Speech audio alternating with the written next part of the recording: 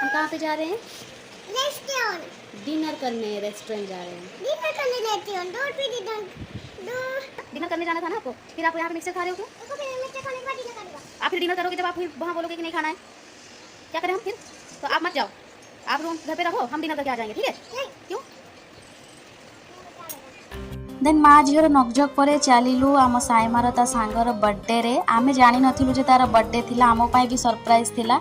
सेठी गला परे जानिलु जे तार बर्थडे बोली, नहले आमको तो कुआ हेतला जे चलो आस बहुत दिन रो गैप परे जिबा टिके बाहर खाई पी के आसीबा। तो जहाँ भी हो बहुत ही बढ़िया लगिला। खाइला बेले मु वीडियो रिकॉर्ड करिया पे भूली जाइतली।